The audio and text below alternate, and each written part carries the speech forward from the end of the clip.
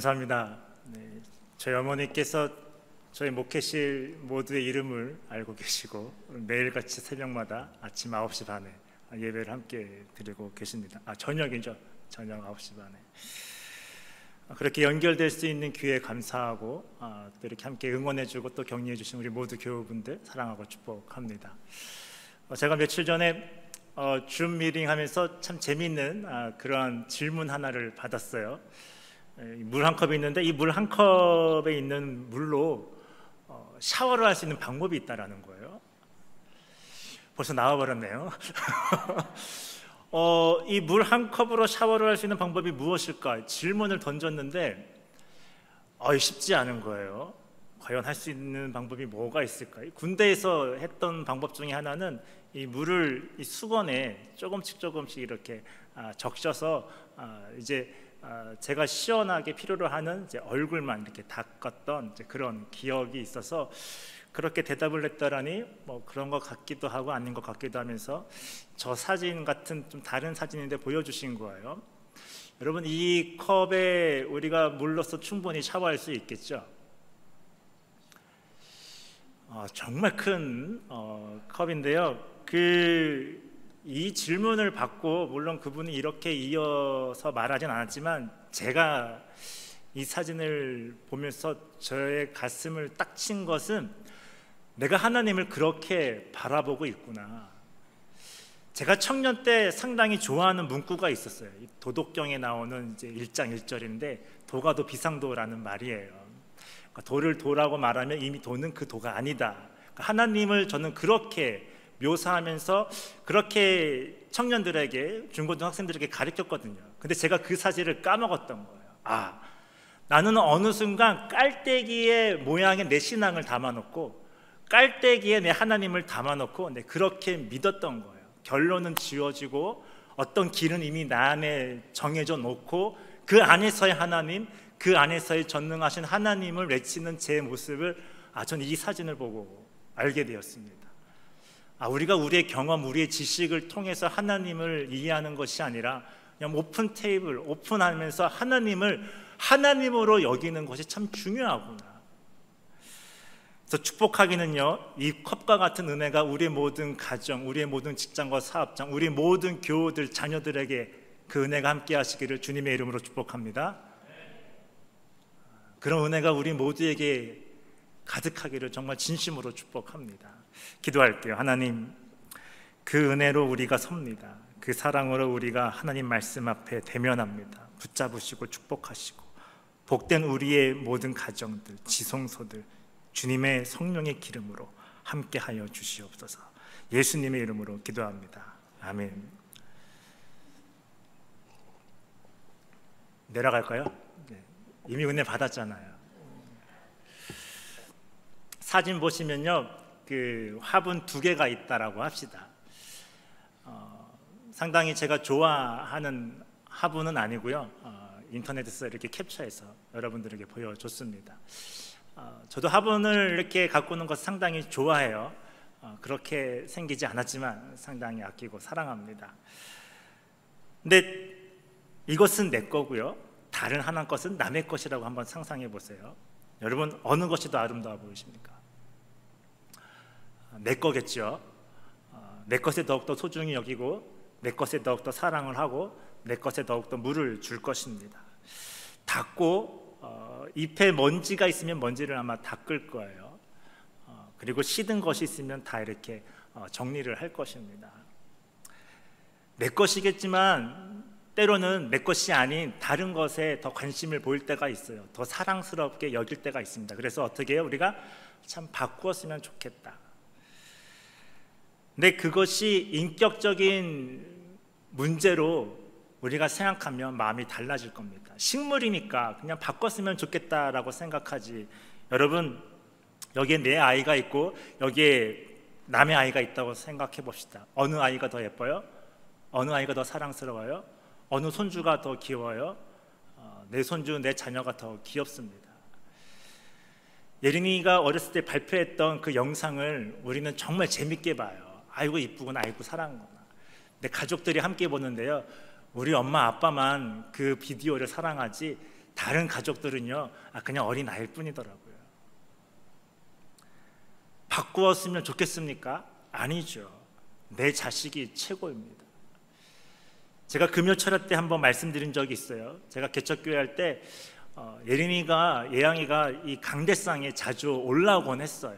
그 똑같은 구도예요. 오른쪽 왼쪽에 의자가 있는데 이 중앙을 이렇게 걸어 나오는 거예요.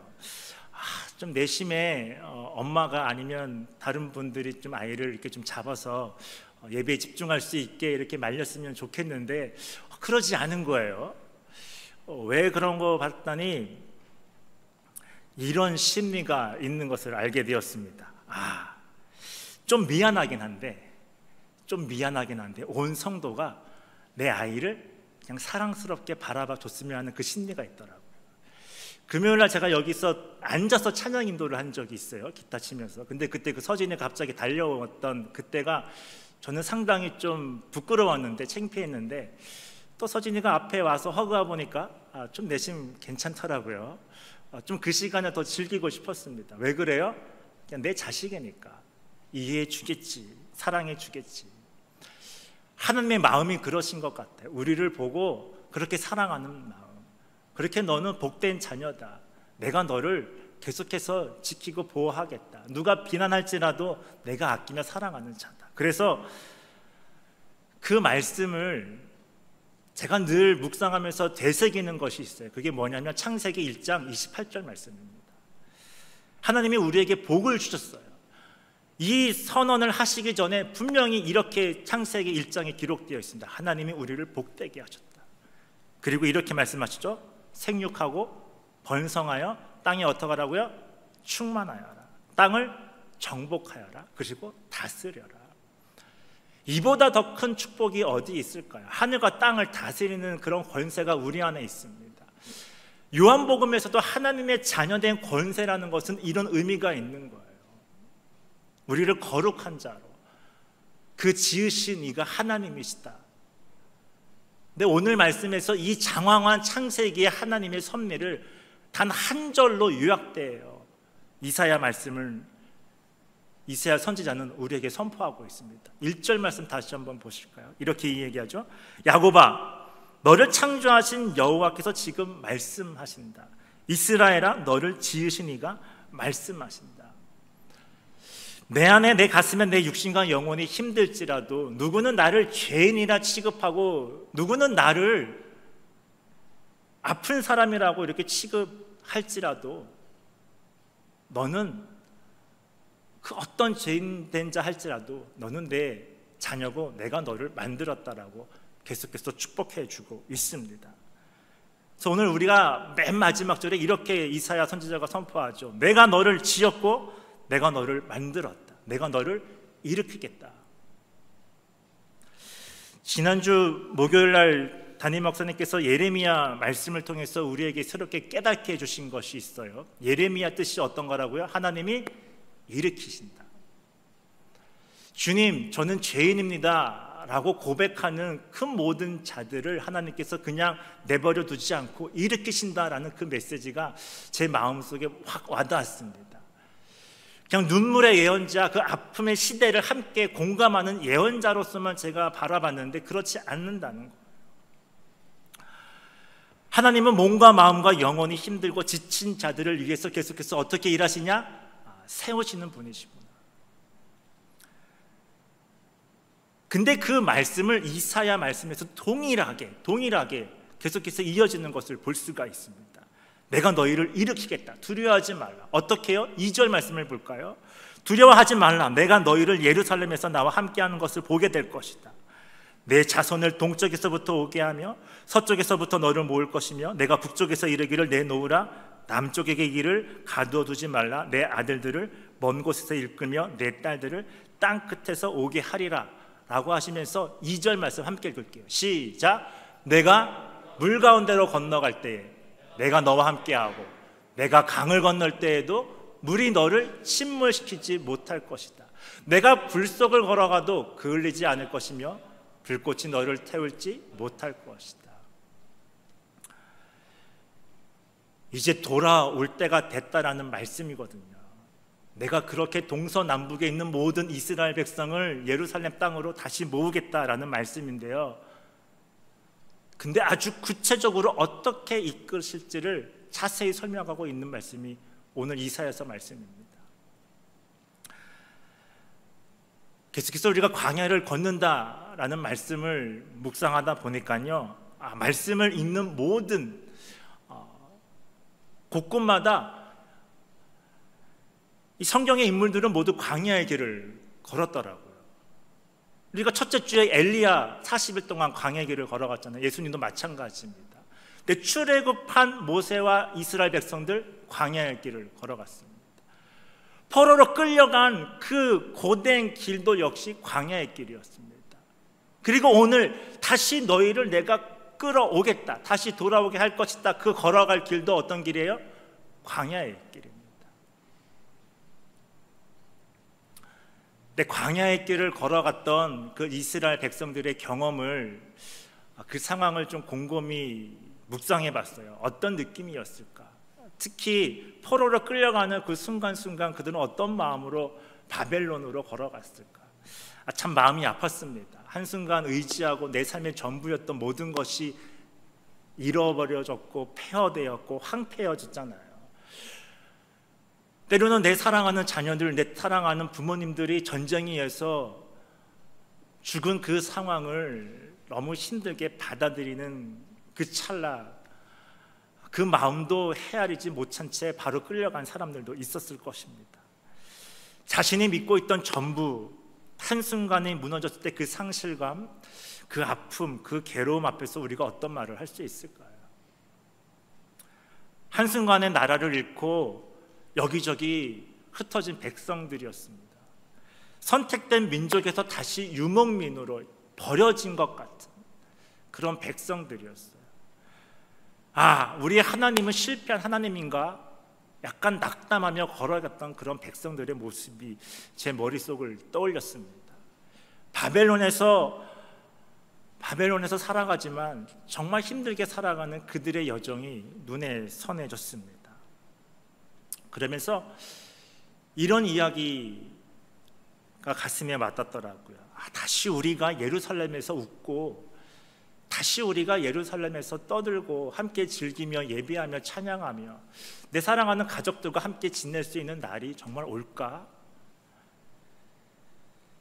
정말 먼 길을 떠나왔는데 그 떠나왔던 그 길을 내가 어떻게 걸어왔는지 정말 기억이 나지 않는다. 그렇게 낙심하던 백성들,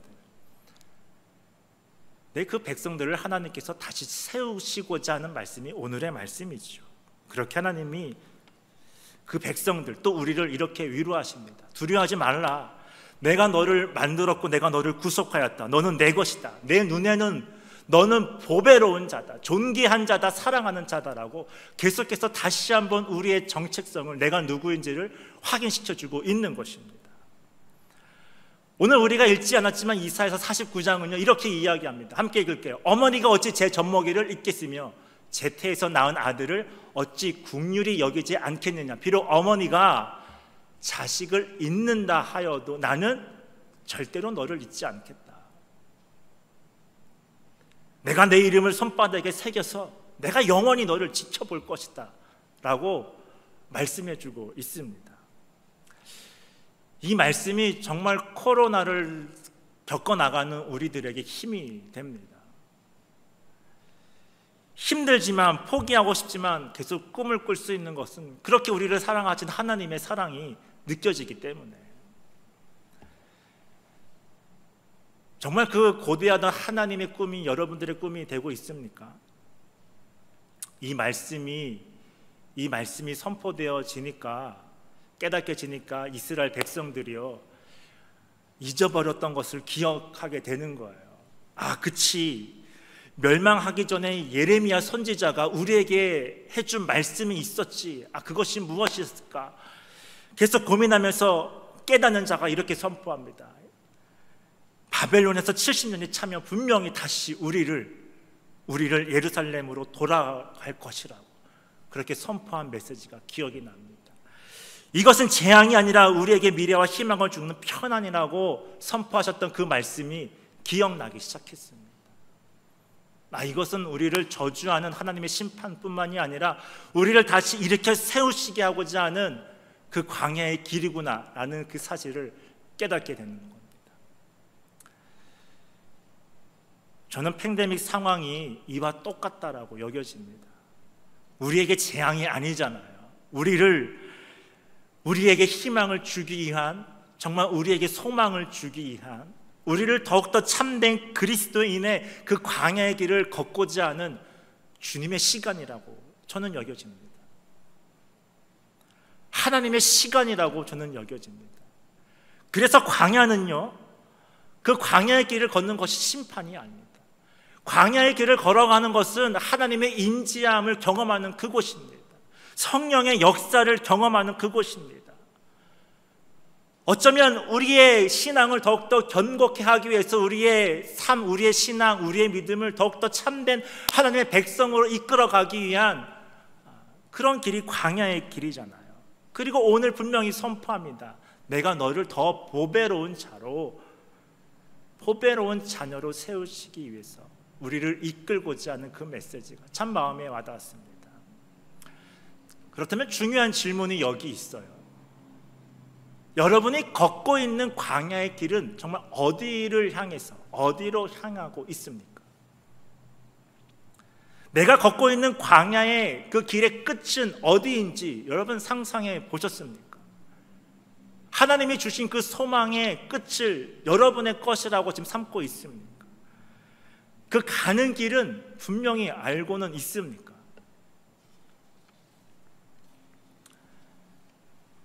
때로는 그 소망, 그 부르심이 우리의 가슴을 뜨겁게 합니다.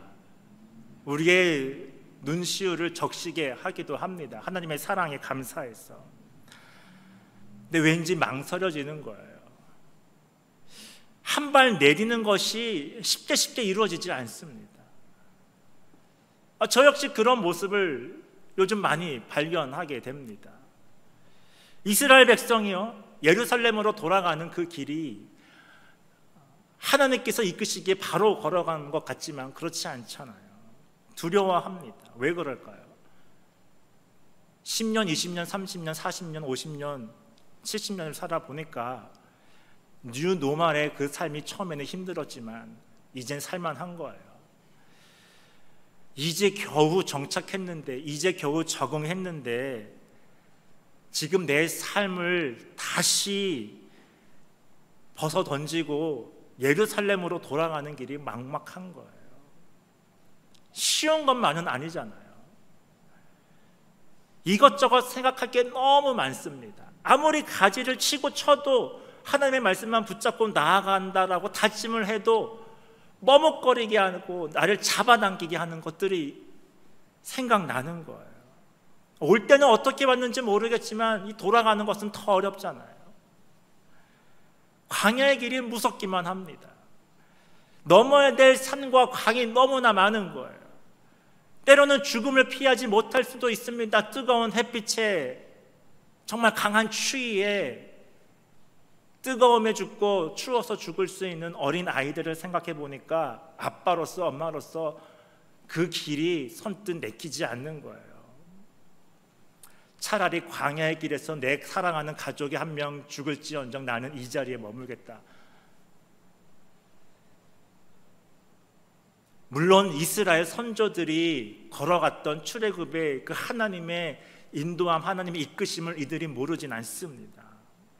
하지만 바벨론이라는 그 현실의 비루함, 이 현실이 마음 밑바닥에 있는 예루살렘으로 향하고자 하는 그 소망, 그 바람을 짓누르는 거예요. 그 바람이 이 현실의 비루함을 이기지 못합니다. 현실이 암담하니까요, 그 바람과 그 소망과 그 꿈을 그냥 그냥 꾸겨서 저 바닥에 던져버리는 거예요. 그냥 잊어버리자. 안 될 거야. 내 처지, 내 주변 상황을 살펴봐라. 힘들 것이다. 절대 안 된다. 이 깔때기의 신앙이 큰 컵에 하나님의 신앙을 집어삼켜 버리니까요. 하나님의 영광이 드러날 수가 없는 것입니다. 하나님의 표징이 계속해서 나타남에도 불구하고, 하나님의 말씀이 계속해서 우리의 가슴에, 우리의 민족에 계속해서 일어날지라 할지라도 현실 속에서 다른 말씀, 내 현실, 내 상황을 합리화할 수 있는 그런 명분을 찾기에 급급한 내 신앙을 발견하게 되었습니다. 그래서 다시 한번 하나님이 우리에게 선포하십니다. 내가 길을 낼 것이다. 내가 길을 낼 것이다. 두려워하지 말아라. 다시 한번 이야기하고 있는 것입니다. 물 가운데 건너갈 때 내가 너와 함께 하겠다. 내가 강을 건널 때에 그 물이 너를 침몰시키지 못하게 할 것이다. 불석을 걸어갈지라도 그을리지 않을 것이며 불꽃이 너를 절대로 태우지 못하겠다. 또 이렇게 이야기합니다. 내가 이제 새 일을 하려고 한다. 그 일이 이미 드러나고 있는데 너희가 그것을 알지 못하느냐. 내가 광야에 길을 내겠으며 사막에 강을 낼 것이다 라고 계속해서 이사야 선지자는 계속해서 말씀하고 있습니다. 내가 너와 함께 할 것이다. 두려워하지 마라. 말씀을 묵상하다 보니까 이 광야의 길을 걸어가는 데 있어서 정말 중요한 4가지의 원리가 있더라고요. 첫 번째는 이것입니다. 우리를 인도하시고 우리를 지키시는 하나님이 함께 계시면 가능하다. 그것 때문에 가능한 거예요. 절대 길이 있어서 길을 걷는 것이 아닙니다. 아무리 큰 길이 우리 앞에 있다 할지라도 그 길을 걷는 사람 많지 않습니다. 그리고 완벽한 지도가 있어서 길을 떠날 수 있는 것도 아니에요. 완벽한 계획이 우리 앞에 주어진다 할지라도 그 계획을 붙잡고 나아갈 수 있는 사람 많지 않습니다. 길이 없어도 사람들의 발자국이 모아지면 뭐가 만들어져요? 길이 만들어집니다. 그러면 결국 광야의 길은 믿음의 길을 내는 것이라고. 광야의 길은 하나님의 꿈을 우리가 이루어 나가는 길이구나. 그래서 그곳이 심판이 아니고 그것이 재앙이 아니고 하나님의 인자하심이 정말 가득한 곳이구나. 그래서 이 꿈과 이 소망, 이 바람을 가슴에 품고 떠난 사람들이 있죠. 스룹바벨과 함께한 믿음의 자녀들, 하나님의 백성들이 정말 힘들지만 한번 용기 내 하나님이 어떻게 일하실지를 내가 몸소 체험하리라 라고 선포하면서 그 고된 길을 걸어갑니다. 그리고 마침내 그들이 예루살렘에 도착했다는 소식이 다시 바벨론으로 다가오는 거예요. 그리고 또 누가 갑니까? 에스라와 그의 하나님의 백성들이. 잘 보이진 않지만 발자국이 보이는 거예요. 그 길을 따라 가다 보니까 광야의 길이 이제 보다 조금 더 선명해졌습니다. 그 다음 아시죠? 느헤미야와 하나님의 자녀들. 하나님이 우리를 부르시는구나. 내가 이 자리의 안락함과 이 수상궁의 이 모든 권위를 내려놓고 내가 가야 할 곳은 어디냐? 예루살렘이구나 라고 그 부름에 응답하면서 한 걸음 한 걸음 나아갑니다. 그러다 보니까요, 그 광야의 길이 이제는 누구나 올 수 있는 그 길로 변해졌습니다.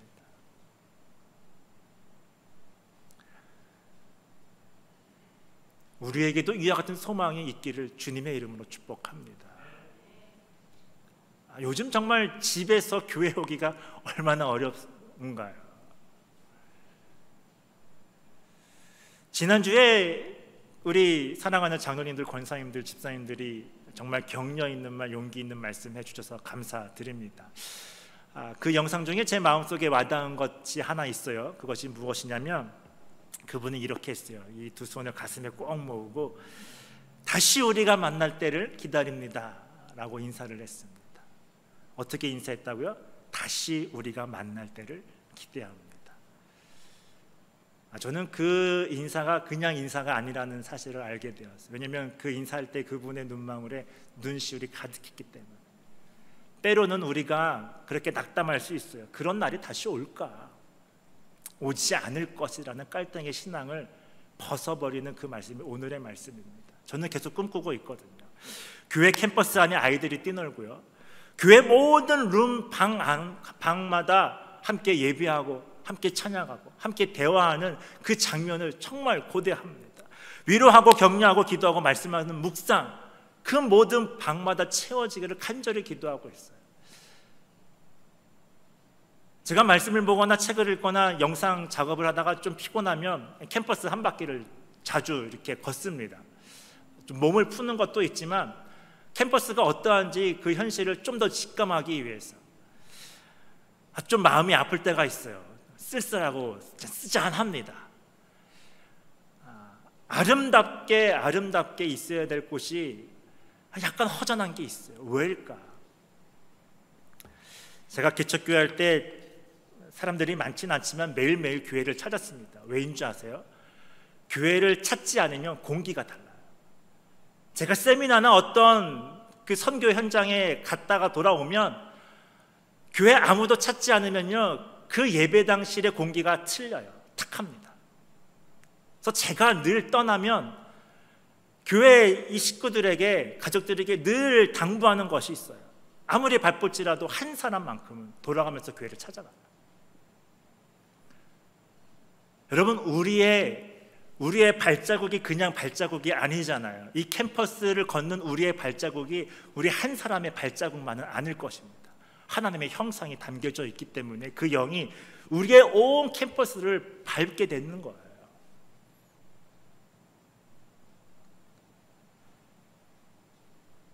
저 역시 아이들을 함부로 밖에 내보낼 수가 없잖아요. 얼마나 우리가 힘든 시기를 살아왔고 또 살고 있습니까? 집안에서 지내다 보니까 이제 음식을 거의 이제 엄마와 아빠가 하게 되잖아요. 저는 많이 하지 않아요. 기껏해야 고기 굽습니다. 근데 똑같은 고기를 달리 한번 구워봤어요. 계속 구워주니까 아이들이 고기를 싫어하더라고요. 그래서 갖가지 굽는 방법을 유튜브에 찾아서 다 연구해봤습니다. 근데 어느 날 그래요. 아빠, 더 이상 고기는 질렸다라는 거예요. 캠핑에서도 너무 많이 먹었고 매일매일 숯불을 아무리 맛있게 구워도 고기는 그래서 음식을 투구해 줬어요. 근데 투구한 음식은 좀 낫겠지 했지만 음식을 좀 씻고 또 그렇게 맛있게 먹지 않는 모습을 봤을 때 이제 어떻게 해야 되지? 그래서 제가 기발한 아이디어 하나를 떠올리게 됐습니다. 그게 뭔지 아세요? LA 식당을 한번 나가보자. 근데 나가봤는데 곳곳에 먹을 데가 있을까 했는데 있는 거예요. 그렇죠? 주차장에 천막과 캐노피를 설치하고 점심 그리고 저녁을 아주 잘 서브하는 곳이 있더라고요. 어느 곳을 갔는데 저희보다 한 5분 늦게 이 어르신들이 오시더라고요. 그래서 안녕하세요. 이렇게 힘든 상황에도 오셨네요. 그러면서 이곳 어떠냐고 하니까 맛있대요. 정말 좋다고. 그런데 여기도 맛있는데 저쪽에 한번 가면 더 맛있는 곳이 있더라고 하면서 오히려 한 연장자 되시는 분들은 저에게 맛있는 맛집을 추천해주고 있더라고요. 그래서 한번 저녁에 가봤어요. 저녁은요 더 아름다워요. 야외 카페 같았습니다. 난 10개의 테이블에 사람들이 꽉꽉 자리에 차 있는데 거의 3개, 4개의 테이블은 다 연장자분들이 함께 식사를 하고 있습니다. 근데 몇 주 지나다 보니까 벨리에도 그런 곳이 있어요, 없어요? 생기게 됐잖아요. 근데 저는 그 광경을 보면서 이런 꿈을 좀 꿔봅니다. 우리 사랑하는 교우들이 그 주차장보다 더 깨끗한 곳이 어디예요? 우리의 교회 캠퍼스 아니잖아요. 더 안전한 곳이 어디예요? 우리 교회입니다. 더 아름다운 곳이 어디예요? 우리 벨리 교회 캠퍼스 아닙니다. 매일 방역하잖아요. 여러분들이 온다면요 목회실은 기뻐 뛰며 날뛸 거예요. 방역 철저히 준비하고요. 정말 그 어느 것보다 아름다운 카페로 만들어 드릴 그런 준비가 되어 있어요. 근데 전화를 안 왔어요. 지난주에 두 분이 하셨더라고요. 얼마나 반가운지. 그래도 감사한 것은 코로나 상황인데 계속 교회를 찾아주고 또 안부를 이렇게 전해주는 그분들이 있어서 참 힘이 되었습니다. 많은 용기를 또 많은 힘을 얻었습니다.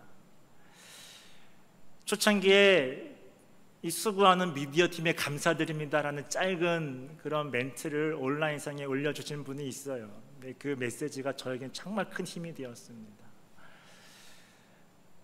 그분들이 지금 광야의 길을 걷고 있구나. 방역하는 팀들, 홈리스 분들을 위해서 선교하는 분들, 새벽 예배를 찾는 분들, 예배를 위해서 헌신하는 분들, 기도로 섬기는 장로님들, 예일대학 음식을 나눠주기 위해서 수고하시는 우리 예일대학 팀원들, 푸드뱅크를 위해서 봉사하는 분들, 또 정말 보이지 않는 곳에서 집에서 찬양단을 위해서 녹음하고 또 편집하고 모든 영상을 함께 다루는 우리 모든 교우들, 무엇보다 각 가정에서 예배하는 우리 모든 사랑하는 벨리 교우들, 어린아이들도 줌으로 영상으로 예배드리는 그 귀한 우리의 자녀들, 정말 우리 모두가 동일하게 이 땅에서 광야의 길을 걷고 있구나라는 사실을 깨닫게 되었습니다. 그러다 보니까 정말 예수 그리스도의 이름으로 그 핏값으로 세우신 우리의 교회가 정말 이 땅에 이정표를 찍고 있구나라는 그 사실이 참 마음에 뿌듯하게 여겨지게 되었습니다. 근데 우리가 거기에만 머무르지 않잖아요. 요즘은 40일 새벽 부흥연합성회가 있잖아요. 정말 각 가정의 지성소로 해서 정말 하나님의 그 성령의 꽃을 피우고 있는 것을 느껴지게 됩니다. 카톡으로 목사님 이렇게 준비되어 있어요. 이렇게 기도하고 있어요.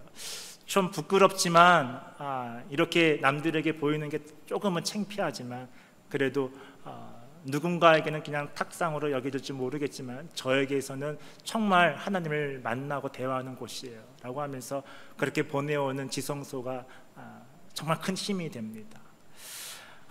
곳곳에 성령의 바람이 불고 있구나. 곳곳에 하나님의 임재함으로 가득 채워지고 있구나. 이제 그 영역이 우리의 벨리 교회까지 길이 내어지는 것을 이제 보게 됩니다. 처음엔 희미했지만 영으로 연결되어진 것을 느끼게 되는 거예요. 이 자리에서 함께 기도하지만 각 가정에서 기도하는 그분들의 모습이 그려지고 그 소리가 들려오게 됩니다. 그러면 하나님은 우리가 광야의 길을 걸어가고 있는데 하나님은 우리가 이번 40일 새벽 연합 부흥성회를 어떻게 보내시기를 원하고 계실까? 함께 묵상해 봤으면 좋겠습니다. 그러면서 야곱이 생각났어요. 야곱도 광야의 길을 걸어갔잖아요. 베델이라는 곳 아름다운 곳만은 아닙니다. 수없이 많이 야곱과 이스라엘 백성들이 지나갔던 곳이에요. 그날도 마찬가지였습니다. 그냥 광야의 길이었고요. 춥고 뜨거운 그런 나날이었을 거예요. 너무 지쳐서 그냥 쓰러져서 그냥 돌로 베개를 삼아 그냥 그 잔곳이 야곱에게는 잊지 못한 순간에 그렇죠? 하나님을 만난 장소가 되었습니다. 야곱의 지성소가 된 것이죠. 사도 바울은 어떻습니까? 다메섹으로 가는 길, 광야의 길이었습니다. 누구에게는 그냥 다메섹으로 가는 광야의 길일지 모르겠지만 사울에게만큼은 그 광야의 길은 예수님의 음성을 들었던 곳이에요. 그보다 성스러운 곳은 없었던 겁니다. 내 인생, 내 삶을 터닝 포인트였던 곳이 어디예요? 광야의 길입니다. 그러면 그 광야의 길을 걸어가는 우리의 여정 가운데 끝은 어디인가 한번 질문해 봤으면 좋겠습니다. 우리가 40일을 어떻게 보낼 것인가? 중요한 질문이잖아요. 하나님은 그 40일을 어떻게 보내시기를 우리에게 원하시고 계시는가? 저는 이렇게 고백합니다. 내 40일의 광야의 길의 마지막은 참된 그리스도인, 정말 성숙한 그리스도인으로 내가 남고 싶다. 이렇게 기도하고 있습니다. 신실한 그리스도인, 참된 믿음, 진리의 길을 걸어가는 그 길이 되고자 하는 그런 다짐이 제 안에 있어요. 이 시대에 정말 참된 그리스도인, 이 시대에 참된 교회, 많은 사람의 교회를 욕하고 손가락질 할지라도 내가 서 있기에 나만큼은, 우리의 교회만큼은 이 시대의 믿음의 교회로, 신실한 믿음의 사람들이 모인, 정말 그 길을 걸어가는 사람들의 모임. 벨리 연합감리교회 교인들은 다르다. 그 교회 한번 가봐라. 이것이 한 사람의 힘으로만 가능할까요? 하나님의 바램으로만 가능할까요? 여러분, 초대 교인, 정말 예수님이 돌아가신 이후에, 승천하신 이후에 그 길을 걸어갔던 사람들은 정말 누구보다 이 광야의 길을 걸어갔습니다. 비난했을 거예요. 사랑하는 동족에게 버림받고요, 친하게 지냈던 이방인들에게 핍박을 받았습니다. 그 조롱과 핍박을 받으면서 걸어갔던 그 길 쉽지만은 않았을 것입니다. 그런데 로마의 황제실에서, 귀족실에서 이런 이야기가 들은 거예요. 너희가 그리스도인이라는 사실을 들어봤냐? 아느냐? 왜 그렇게 질문했을까요? 그들은 뭔가 다르다라는 거예요. 참 믿음의 길을 걸어갔던 자들이잖아요. 누군가의 시선에 이식해서가 아니라 어떤 시대와 상황과 현실의 영향을 우리가 받고 있지만 정말 이 시대의 표대, 이 시대의 이정표가 우리의 믿음이 되시기를 주님의 이름으로 축복합니다. 40일의 여정이 그래서 설렙니다. 좀 어려워요. 힘들어요. 매일매일 우리가 새벽에, 또 우리가 이 온라인으로 예배한다는 것이 얼마나 어려워요. 때로는 막 그냥 앞으로 오늘 어떤 예배를 드렸지 그냥 모니터링 하고 싶은 마음이 있잖아요.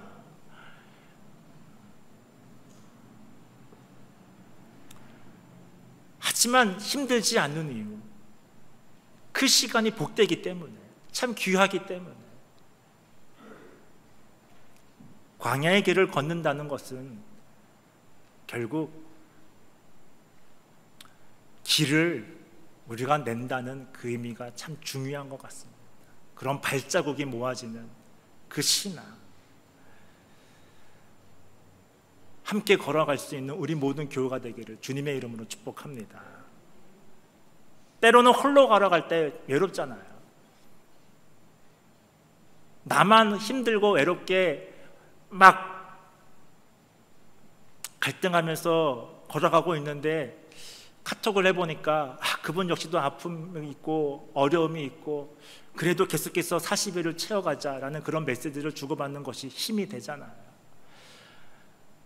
길을 걷다가 사람을 만나면 얼마나 행복해요. 길을 건너가다가 동물을 만나면 얼마나 기쁩니까? 길을 걸어가다 아름다운 꽃줄을 마주하게 되면 얼마나 우리의 그 길이 보다 아름답게 여겨집니까?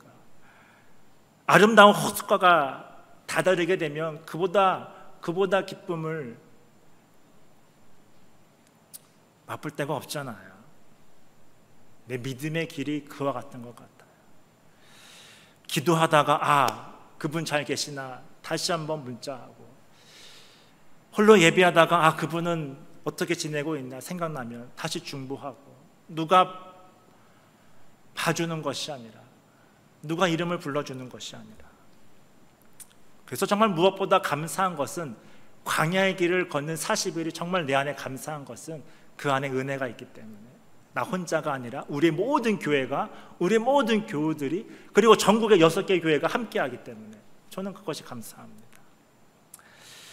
40일 새벽 연합 부흥성에 누군가에게는 책상으로, 누군가에게는 벽장으로, 누군가에게는 테이블로 그냥 여겨질 수 있지만, 우리에게는 정말 우리가 앉은 그 자리가 하나님의 지성소, 하나님의 인지하심이 가득한 곳으로 여겨지면서 기도할 줄 믿습니다. 근데 그 곳이 이제 홀로 있는 것이 아니라 함께 연결되어서 우리 교회로 연결되어지고 우리의 캠퍼스로 연결되어지고, 지난주에 목사님께서 말씀하셨죠? 이제 이곳에서, 곳곳에서, 그렇죠? 벽을 붙잡고 교육관에서, 주차장에서, 그렇죠? 모든 곳곳에서 함께 기도할 그 날을 정말 기대하고 있습니다. 얼마나 가슴이 설레는지 모르겠어요. 그 은혜, 그 자리에 여러분 모두를 누가 초대하고 있어요? 하나님이 초대하고 있습니다. 그 은혜가 우리 모든 가정에 가득하기를 주님의 이름으로 축복합니다. 기도하겠습니다. 하나님, 교회가 연결되어지고 우리의 가정과 가정이 연결되어지고 우리의 믿음의 지체가 또 연결되어짐을 하나님 경험합니다. 그 자리 복되게 하여 주시고 그 모든 시간들을 주님의 임재함으로 채워질 수 있는, 또 채워지게 하는 우리의 신실한 믿음이 될 수 있도록 인도하여 주시옵소서. 예수님의 이름으로 기도합니다. 아멘.